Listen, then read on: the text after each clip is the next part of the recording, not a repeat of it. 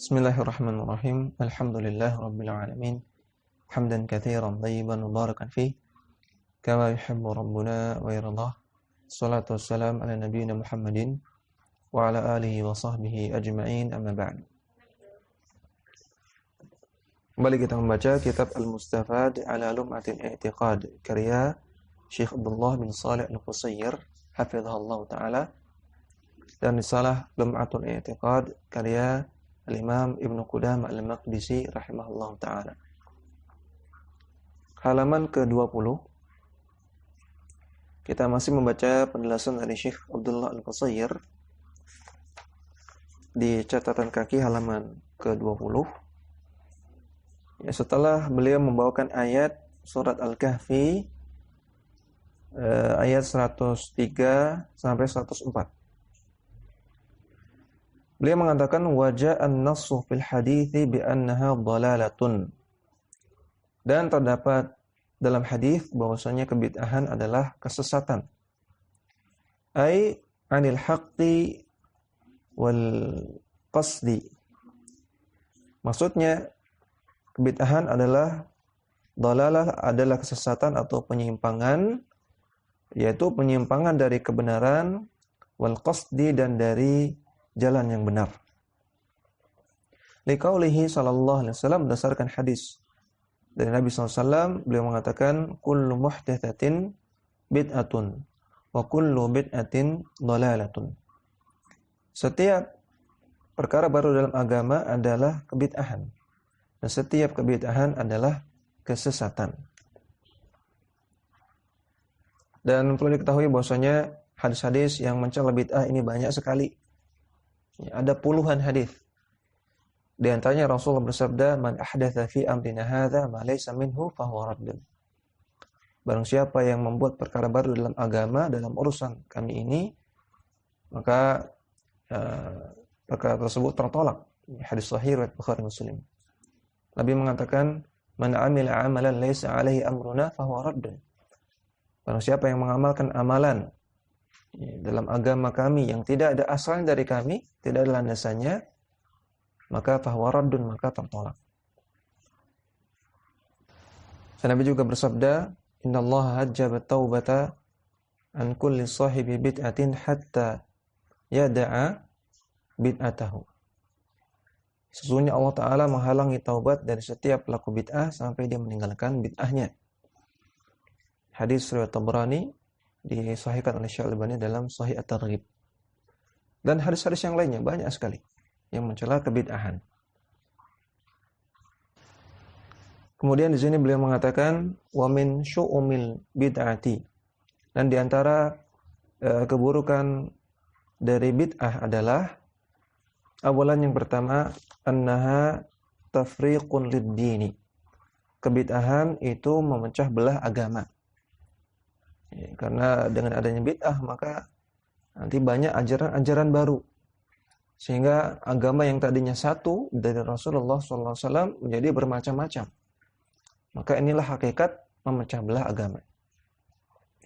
Tsaniyan, yang kedua, sababun liikhtilafil muslimina. Kebid'ahan adalah sebab terjadinya ikhtilaf, terjadinya perselisihan di tengah kaum muslimin.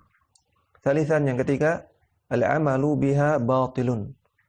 Mengamalkan kebid'ahan itu batil, tertolak, batal, sebagaimana dalam hadis yang tadi kita sudah bacakan. Yang keempat, rabi'an wahya sababun lihajri wa imatatis sunnati.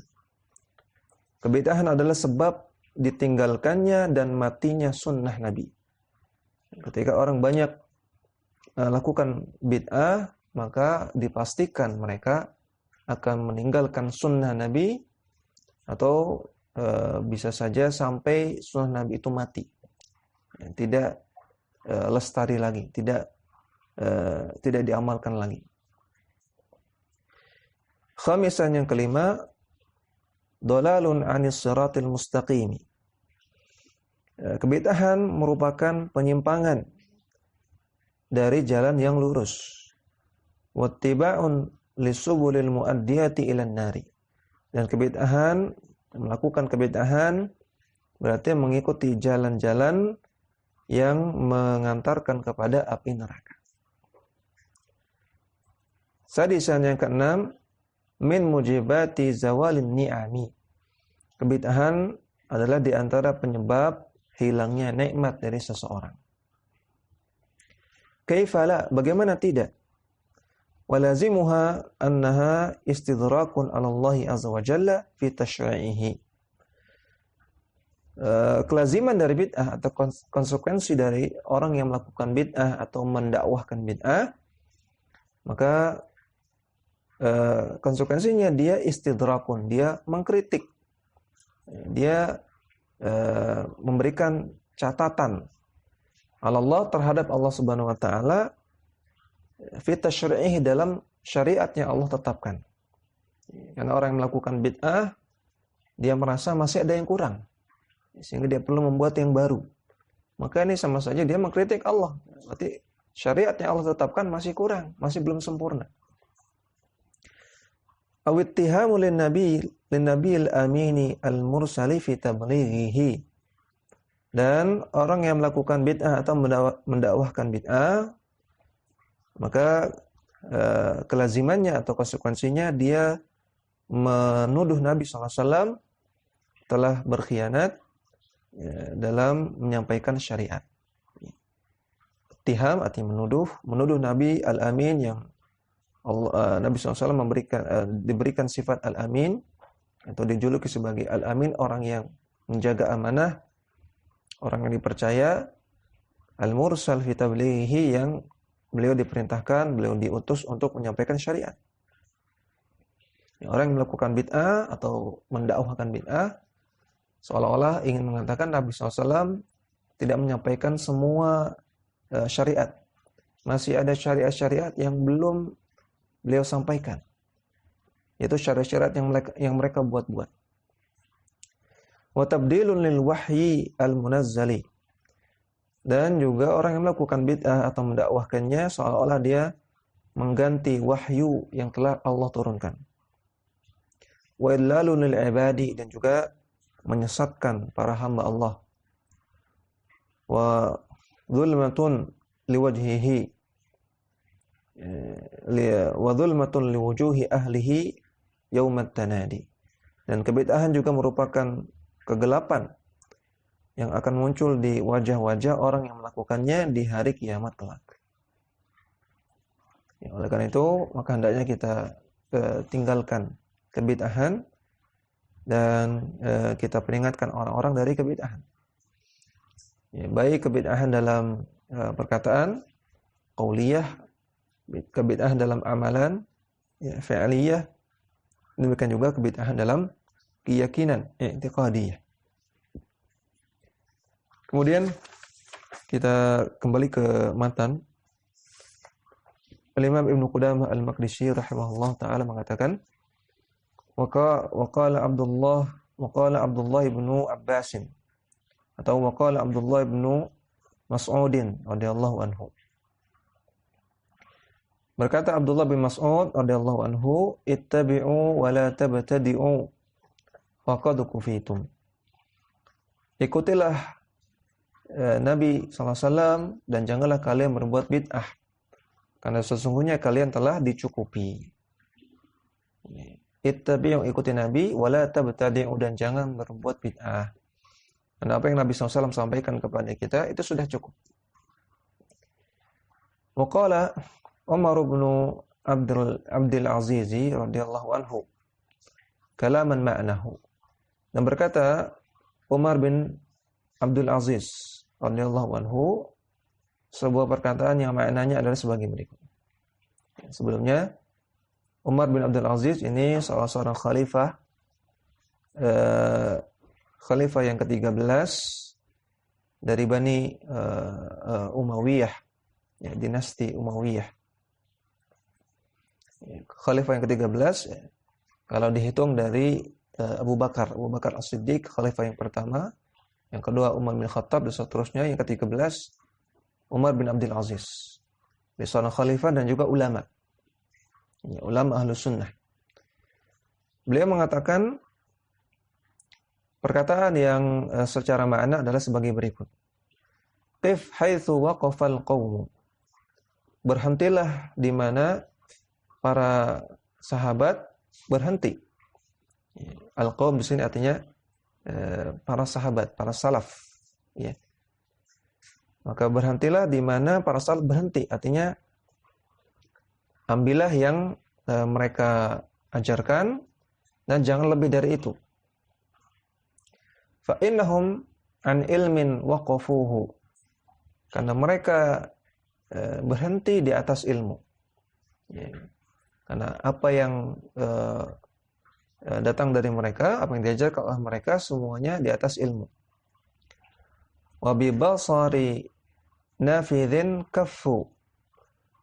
Dan dalam masalah pengamalan ilmu, ya, al-basar di sini maksudnya basirah, ilmu. Nafidh di sini maksudnya orang yang mengamalkan ilmu. Dalam masalah pengamalan ilmu, kafu, mereka sudah cukup.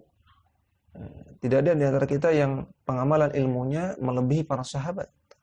Ya, apa yang mereka lakukan, apa yang mereka amalkan, nah, sudah sesuai dengan Rasulullah SAW, yang diajarkan oleh Rasulullah SAW. Dan mereka adalah orang-orang yang paling semangat dalam mengamalkan apa yang diajarkan oleh Rasulullah. Wahum ala kashfiha kanu aqwa. Dan mereka ala kashfiha terhadap kasyaf, terhadap pemahaman, masalah pemahaman, kanu aqwa, mereka lebih kuat. Ya. Kasyaf di sini maksudnya kasyful ilmi. Ya. Dibukanya pemahaman untuk memahami ilmu. Ya. Dibukanya akal seseorang untuk memahami ilmu, kasyaf. Ya. Al-kasyfu artinya disingkap, dibuka. Ya, maka di sini Ibnu Qudamah bicara masalah pemahaman terhadap ilmu. Maka para sahabat, para salaf, para sahabat dan juga para tabi'in dan tabi'ut tabi'in dalam masalah pemahaman terhadap ilmu yang mereka dapatkan aqwa, paling kuat. Wa bi fadlin law kana fiha ahra. Dan dalam masalah fadl, dalam masalah keutamaan, ya, masalah kemuliaan, andaikan kemuliaan atau keutamaan ada pada diri seseorang, maka fiha ahra. Ya. Di antara mereka, di antara para salaf itu lebih besar keutamaannya daripada kita. Fala in kultum, kalau Anda mengatakan hadatsa ba'dahum, keyakinan yang baru ini atau ibadah yang baru ini terjadi setelah mereka, setelah zaman mereka, setelah zaman salaf. Maka kita katakan fama ahdatsahu illa man khalafa hadiyahum. Maka apa-apa yang dibuat-buat setelah masa mereka tidaklah dibuat kecuali oleh orang-orang yang menyelisihi petunjuk mereka. Wa raghiba an sunnatihim, dan tidaklah dibuat kecuali oleh orang-orang yang benci kepada sunnah mereka. Walaqad wasafu minhu ma yashfi.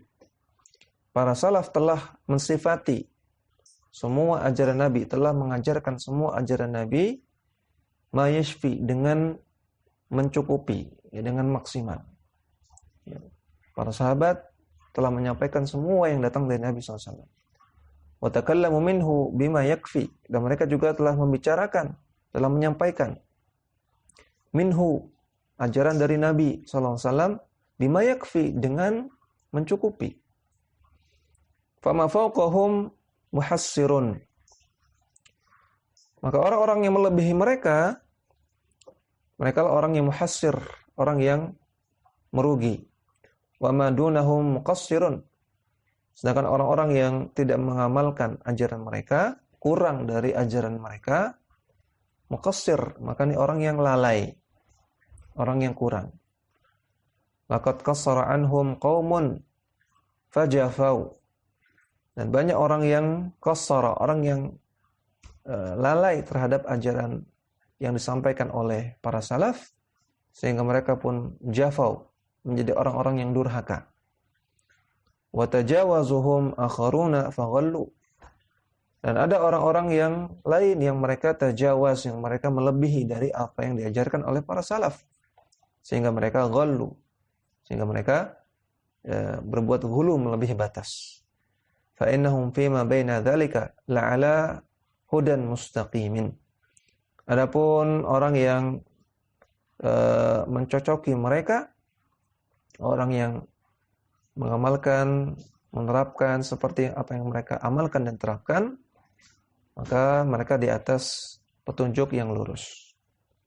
Ini perkataan Umar bin Abdul Aziz. Wa qala al-Imam Abu Amr al-Auza'i radhiyallahu anhu.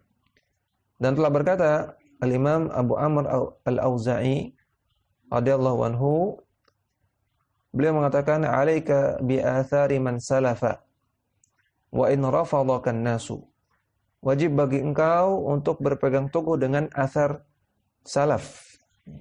Berpegang teguh dengan ajaran-ajaran dari para salaf, dari para sahabat, tabi'in dan tabi'ut tabi'in. Walaupun orang-orang menolakmu. Wa iyyaka wa ara'ar rijali, dan jauhilah pendapat-pendapat orang.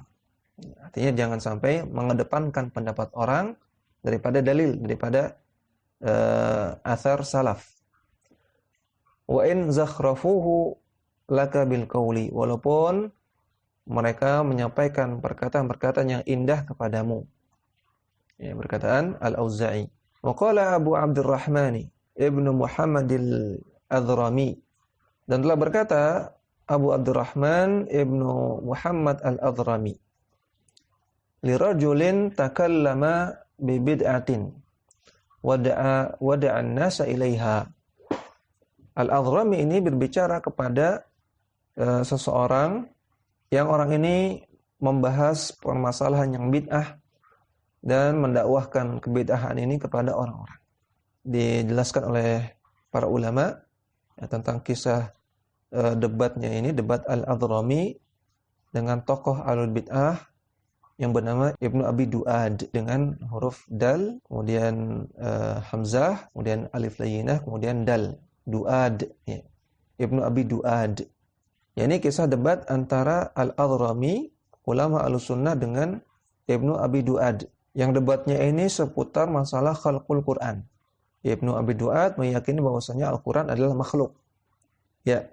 Al-Adhrami mengatakan, hal alimaha Rasulullah sallallahu alaihi wasallam wa Abu Bakrin wa Umaru wa Uthmanu wa Aliyun aw lam ya'lamuha. Akidah yang engkau yakini ini, akidah khalqul Quran, apakah diketahui oleh Rasulullah SAW, oleh Abu Bakar, oleh Umar, oleh Uthman, dan juga oleh Ali? Ataukah mereka nggak tahu? Qala, maka Ibnu Abi Duad mengatakan, lam ya'lamuha, mereka nggak tahu. Qala, maka Al-Adhrami mengatakan, fa syai'un lam ya'lamhu haula'i alimtahu anta. Kalau begitu ini perkara yang perkara yang mereka nggak tahu, namun Anda tahu, namun engkau tahu. Aneh sekali. Ada perkara agama yang Nabi, Abu Bakar, Umar, Uthman, Ali nggak tahu, tapi Anda tahu, engkau tahu. Berarti Anda lebih pintar daripada Nabi SAW dan para sahabat. Maka faqala ar-rajulu, maka lelaki tadi yaitu Ibnu Abi Duad mengatakan, fa inni aqulu qad alimuha. Oh maaf, maksud saya mereka mengetahuinya. Jadi Ibnu Abi Duadnya ngoreksi. Fa inni aqulu qad alimuha. Maaf, saya koreksi. Ya, mereka sudah tahu. Itu Nabi, Abu Bakar, Umar, Utsman, Ali sudah tahu tentang akidah khalqul Quran ini. Maka Al-Adhrami tadi berkata lagi, qala afa wasi'ahum alla yatakallamu bihi wa la yad'u ilaihi am lam yasa'hum. Apakah Allah Ta'ala membiarkan mereka tidak menyampaikan akidah ini kepada orang-orang dan tidak mendakwahkannya, Ataukah harusnya Allah tidak biarkan mereka? Qala, maka Ibnu Abi Du'ad mengatakan bala wasi'ahum. Iya. Allah Ta'ala biarkan mereka tidak menyampaikannya. Qala fa syai'un wasi'a Rasulullah sallallahu alaihi wasallam wa khulafa'ahu la yas'aka anta. Berarti akidah Anda ini, akidah khalqul Quran adalah perkara yang Allah biarkan Rasulullah SAW dan para khulafa Rasyidin tidak menyampaikannya, namun Allah tidak biarkan Anda untuk diam. Allah Ta'ala biarkan Anda menyampaikannya. Jadi kata Al-Adhrami secara mudahnya, kalau begitu mereka diam, tidak menyampaikan, namun Anda menyampaikan. Perkara agama mereka ketahui, namun mereka sembunyikan, tapi Anda tidak menyembunyikan. Dan sisi yang lain, perkataan Al-Adhrami ini juga maknanya adalah berarti ada perkara agama yang disembunyikan oleh Nabi dan para sahabatnya, tidak sampaikan kepada umat. Berarti mereka menyembunyikan perkara agama. Berarti Anda menuduh Nabi dan para sahabat tidak amanah dalam menyampaikan agama. Jadi perkataan yang terakhir ini bisa bermakna dua. Perkataan tadi, afa wasi'ahum alla yatakallamu bihi wa la yad'u ilaihi am lam yas'hum. Maknanya berarti Anda Ibnu Abi Du'ad telah menyampaikan suatu perkara agama yang para sahabat dan Nabi saja sembunyikan, namun Anda malah menyampaikan. Dan makna yang kedua, berarti Anda telah menuduh Nabi dan para sahabat menyembunyikan suatu masalah agama. Suatu ajaran agama disembunyikan. Berarti mereka tidak amanah dalam menyampaikan ajaran agama.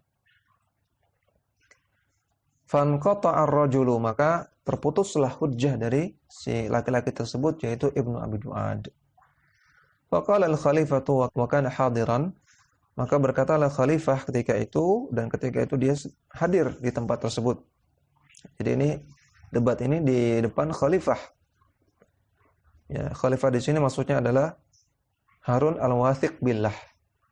Ya, yang sering dikenal dengan al-Wathiq billah namanya adalah Harun, yang dia merupakan khalifah ke-28. Ya, tadi kalau Umar bin Abdul Aziz khalifah ke-13, al-Wathiq billah ini khalifah ke-28.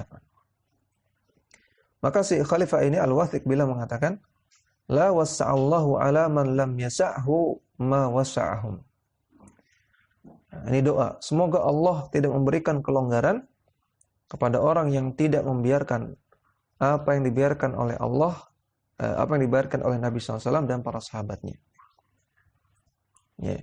Semoga Allah tidak memberikan kelapangan hidup, kelonggaran kepada orang yang tidak mendiamkan apa yang didiamkan oleh Nabi dan para sahabat. Demikian kira-kira maknanya.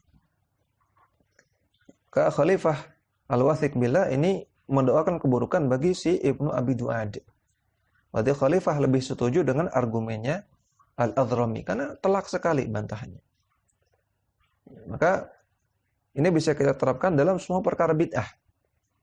Kalau ada orang melakukan amalan bid'ah atau punya keyakinan bid'ah yang tidak ada tuntunannya dari Nabi dan para sahabat, tidak ada contohnya, maka kita tanyakan, amalan ini, keyakinan ini, Nabi dan para sahabat tahu atau tidak?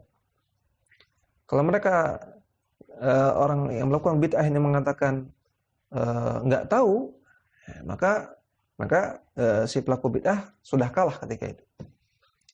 Berarti mereka mengklaim ada ajaran agama yang Nabi dan para sahabat nggak tahu, namun mereka tahu.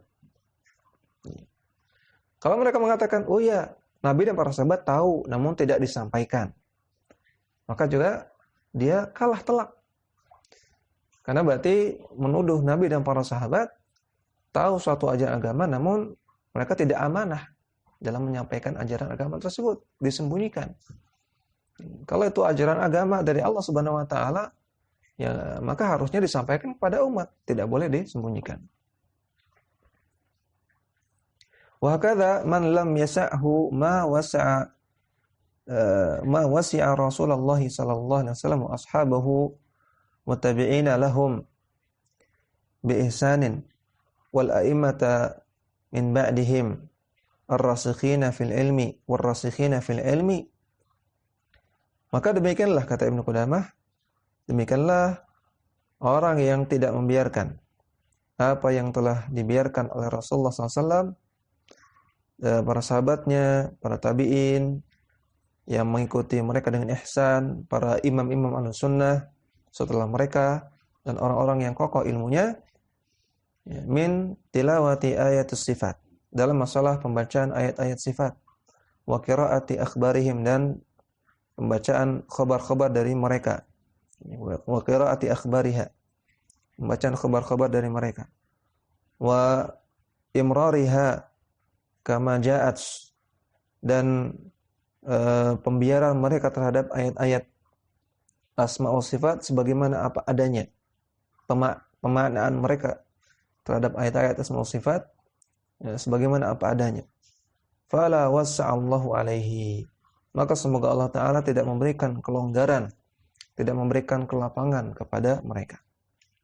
Maka ini Ibnu Qudamah juga mendoakan keburukan bagi orang-orang yang tidak memiliki akidah dalam masalah asma wa sifat sebagaimana akidahnya Nabi SAW, para sahabat, para tabi'in dan tabi'ut tabi'in.